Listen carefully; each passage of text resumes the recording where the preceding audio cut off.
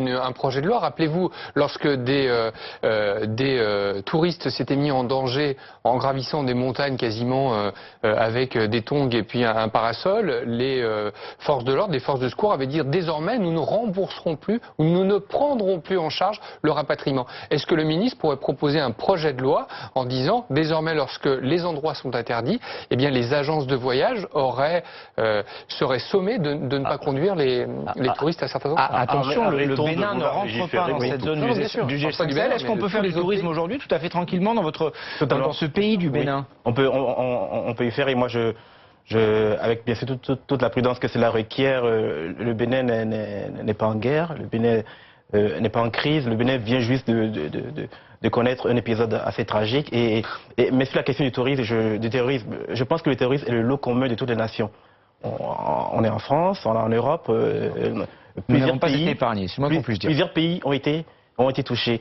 Donc c'est pas pour autant que la France soit devenue automatiquement un pays à éviter. Ni l'Allemagne, ni l'Espagne, ni le Sri Lanka tout récemment.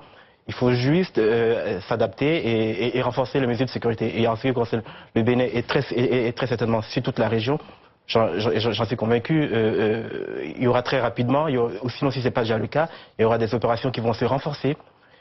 Et effectivement, il faudra aussi tenir compte, et là je suis d'accord, il faudra tenir compte à la fois des recommandations du Quai d'Orsay, mais aussi se renseigner aussi auprès des autorités diplomatiques et africaines pour savoir effectivement quel est l'état.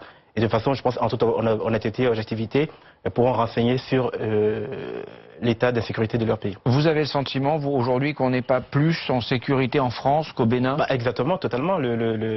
Très malheureusement, la France a connu une comptabilité assez macabre de victimes du terrorisme. Et nous, au Bénin, on vient à peine d'inaugurer. Et moi, je plaide justement pour que la coopération militaire et la coopération en termes de sécurité soit basée vraiment sur des objectifs concrets et non sur une forme d'émotion qui peut emballer et qui pourrait cataloguer tous les pays africains comme des pays à risque. Jean-Jacques Vallée, j'aimerais vous demander comment sont évalués, sur quels critères sont évalués la sécurité des pays. J'aimerais voir ça avec vous dans un tout petit instant. Juste avant, Kelly Lafin.